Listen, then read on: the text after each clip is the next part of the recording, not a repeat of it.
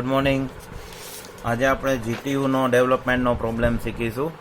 તો GTU winter 2023માં 7 માર્કમાં પૂછેલો question છે. તો આ મિત્રો શું છે, આમાં 10 અહીંયા ડિસ્ટન્સ છે, સેન્ટરથી 20 આટલું છે. તો સેન્ટરથી રાઇટ સાઈડે કેટલું છે? 20. એનો મતલબ સેન્ટરની લેફ્ટ એ 20, રાઇટ એ 20, એટલે ટોટલ 40 થયું. અને ઊંચાઈ આપેલી છે 80. તો મિત્રો આવી આકૃતિ હોય તો આ પ્રિઝમ હોય, કારણ કે નીચે ક્યાંય ડાયામીટર આપેલું નથી. અને પ્લસ આ ધાર ઘાટી આપી હોય એનો મતલબ એજીસ છે, એટલે આ પ્રિઝમ થાય. તો હવે આ પ્રિઝમને બનાવવા માટે આપણે શું કરશું, પહેલાં ફ્રન્ટ વ્યૂમાં 40 આડું અને 80 ઊભું એક લંબચોરસ બનાવશું, આછું બનાવશું. પછી ડાર્ક કેમ કરવું એ જોઈએ.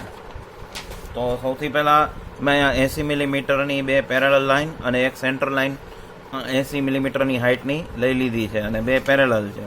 હવે મિત્રો સેન્ટરથી અને આપણે અહીંયા 2 સેન્ટરથી 20 ડાબે અને 20 જમણે અને 10 એક પોઈન્ટ માર્ક કરી લેશું, કારણ કે ત્યાં 2 લાઇન છે.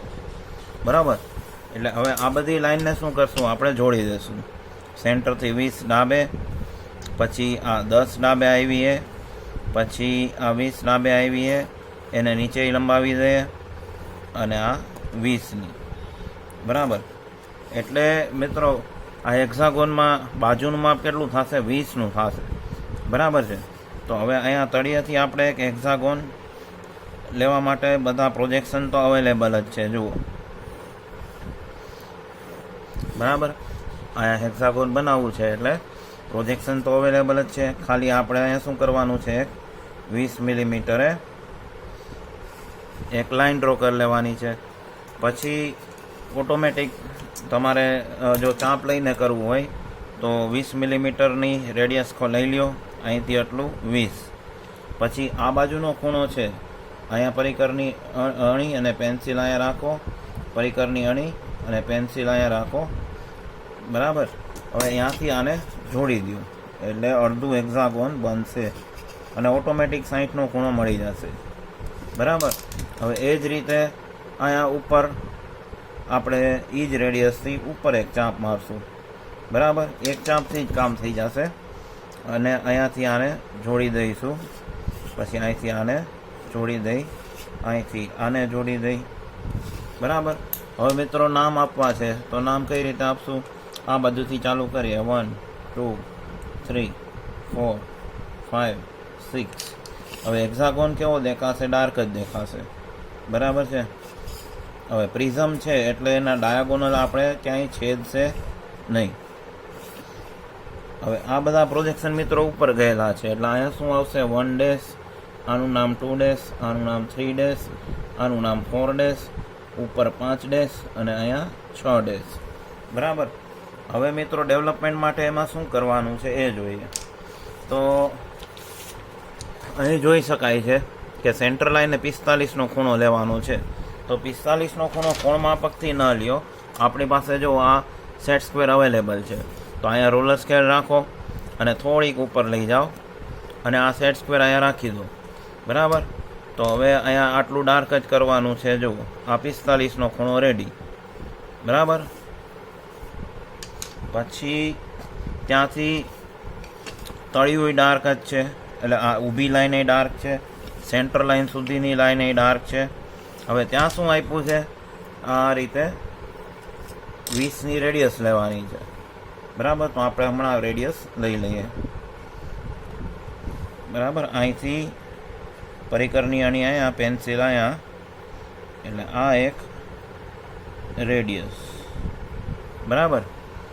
હવે આને શું કરવાનું છે? ઉપર લઈ જવાનું છે અને અહીંથી આને જોડી દો. હવે એમાં જે એજ પડે છે 5 ડેશ 3 ડેશની, એ પણ કેવી આવશે? ડાર્ક આવશે. અને આ એજ પણ કેવી આવશે? ડાર્ક આવશે. અને સેન્ટર લાઇન પણ કેવી આવશે? ડાર્ક આવશે.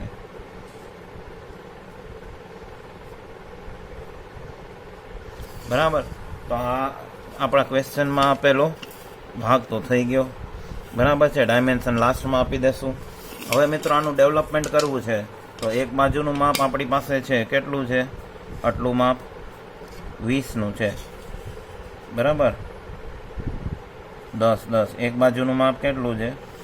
20નું છે જો, બરાબર. હા, અહીંથી આટલું માપ. તો હેક્સાગોન છે તો 20 છે આપણી પાસે. તો એ 20 કેટલી બાજુ હોય? 6 બાજુ હોય. એટલે 20 ગુણ્યા 6 કરો તો કેટલું આવે? અહીંથી 20 6 120, બરાબર. તો અહીંથી આપણે 2 મિલીમીટર 2 આપણે મૂકી દઈએ ડિસ્ટન્સ 2નું. પછી શું કરવાનું છે? અહીંયાથી કેટલા માપવાના છે? 20 6 120, એટલે અહીંયા આવશે, બરાબર. તો દર 20 મિલીમીટરે એક આપણે પોઈન્ટ માર્ક કરી દઈએ. દર 20 મિલીમીટરે એક પોઈન્ટ. હવે એનામાંથી શું કરવાનું? અહીંથી રોલર સ્કેલ લઈ અને એક ઊભી લાઈન, આ એક ઊભી લાઈન, 20 મિલીમીટરે એક ઊભી લાઈન દોરી લેવાની, બરાબર.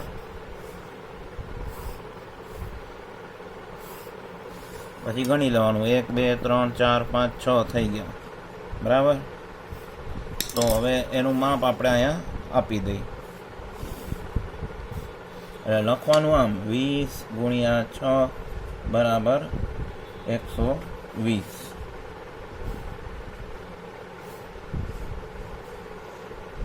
એટલે આ 120નું માપ થઈ ગયું. હવે ઉપર આપણે શું આપીએ છીએ નામ? 1 2 3 4 5 6 અને પાછું 1, બરાબર છે. આટલું થઈ ગયું. હવે આપણી પાસે મિત્રો જે પોઈન્ટ છે એનું ડેવલપમેન્ટ કરવું છે એની વાત કરીએ. તો અહીંયા મિત્રો પહેલું પોઈન્ટ છે જેને આપણે એ ડેશ નામ આપશું. આ બીજું પોઈન્ટ છે અને બી ડેશ, સેન્ટર લાઈને સી ડેશ, બરાબર. હવે સેન્ટર લાઈને જઈએ તો 5 ને 3 ભેગા છે એટલે સી ડેશની સાથે ડી ડેશ એ આપવું પડશે અને અહીંયા ઈ ડેશ આપવું પડશે, બરાબર.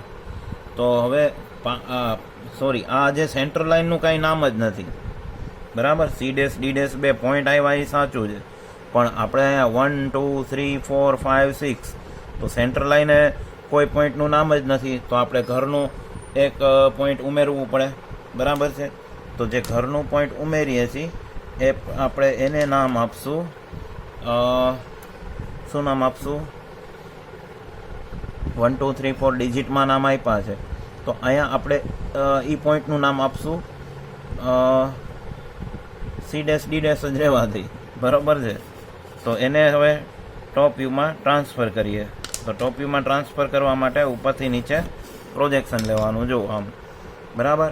હવે એ 2 ને 3 ને જ્યાં કટ કરે છે, બરાબર, ત્યાં આપણે નામ આપીએ છીએ સી ડેશ, અને 5 ને 6 ને કટ કરે છે ત્યાં નામ આપીએ છીએ ડી ડેશ. તો હવે 2 ને 3 ને આપણે જવાબમાં તો લેવું પડે મિત્રો. તો 2 ને 3 ની વચ્ચે, 2 ને 3 ની વચ્ચે એટલે 20 છે એટલે 10 છે, એટલે 10 એક ઊભી લાઈન આપણે એડ કરવી પડે, બરાબર. તેનું નામ આપણે શું આપ્યું? 2 ને 3 ની વચ્ચે અહીંયા સી. એવી રીતે 5 ને 6 ની વચ્ચે, 5 અને 6 ની વચ્ચે એટલે 20 છે એટલે 10. यहाँ पण एक पॉइंट आवशे जेनु नाम आपणे आपीए छीए कैपिटल डी. आ लाइन छे ने पोते पॉइंट छे, बराबर. सी. हवे मित्रों शुं करीए छीए? हवे तो आपणे आवडे छे ए प्रमाणे जवानुं छे. અહીંથી રોલર સ્કેલ લઈ લ્યો, એને નીચે ટ્રાવેલ કરાવો, બરાબર, અને એ ડેશમાંથી પ્રોજેક્શન સીધું જવા દો. હવે એ ડેશ કેનું પોઈન્ટ છે? તો કે 1. તો હવે 1માં જ્યાં કટ કરે ત્યાં આપણે શું નામ આપશું? કેપિટલ એ. અહીંયા શું નામ આપશું? કેપિટલ એ. પછી આપણે બીજું પોઈન્ટ લઈશું બી ડેશ સી ડેશનું, બરાબર. તો આ B dash B dash E dash. તો બી ડેશ ઈ ડેશમાંથી જે પોઈન્ટ ગયું એ કેનું છે? 2 ને 6 નું છે. તો 2 હોય અહીંયા શું નામ આપશું આપણે? બી. અને 6 હોય અહીંયા શું નામ આપશું આપણે? ઈ, બરાબર. પછી સી પોતે જ પોઈન્ટ છે અને ડી પોતે જ પોઈન્ટ છે. આપણે ખાલી એને અહીંયા ડાર્ક કર્યું. તો હવે આનું મિત્રો પ્રિઝમ છે એટલે આને આપણે જોડવાનું. હવે આપણે આ પોઈન્ટ છે, આ પોઈન્ટનો જવાબ આ આપણે ડેવલપમેન્ટમાં તો મળી ચૂક્યો છે, પણ હવે આ ત્રાંસુ છે એ 45 ડિગ્રીનું છે, બરાબર. આ ખૂણો જે બને છે એ કેટલાનો છે? આટલો જે ખૂણો બન્યો એ 45 ડિગ્રીનો છે, બરાબર. અને હાઈટ છે એ 80ની છે, બરાબર. આટલું 80 છે. અને આ રેડિયસ છે એ 20ની છે. તો હવે આ ત્રાસી લાઈન છે તો એને આપણે ફૂટપટ્ટીથી જોડવા પડે. એ થી બી જાઓ, બી થી સી, પછી ડી થી ઈ, ઈ થી એ, અને આ રસ્તામાં આવે એ બધા પોઈન્ટને જોડ દેવા પડે, બરાબર. એટલે આટલો જવાબ ઉપર રેડી થઈ ગયો, પણ નીચલો જવાબ આપણો બાકી છે. તો સી ડેશ ડી ડેશ અહીંયા દીધું, તો સરળતા માટે આપણે અહીંયા સી ડેશ ડી ડેશ આપીએ, પણ આ બે પોઈન્ટને આપણે બીજા નામ દેવા પડશે, બરાબર. તો સી ડેશ ડી ડેશ પછી ઈ ડેશ અહીંયા આપી દીધું છે, બરાબર. તો હવે આને આપણે 5 ને 3 ને શું આપવું પડશે?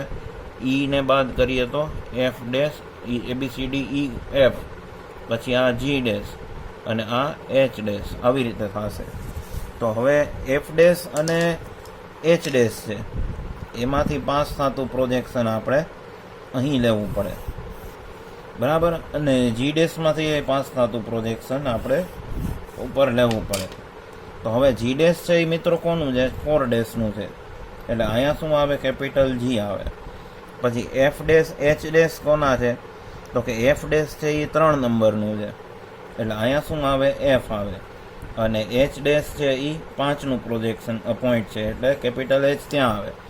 અને સી ડેશ ડી ડેશ ક્યાં છે? તળિયે છે, એટલે આ સી થાય અને આ ડી થાય.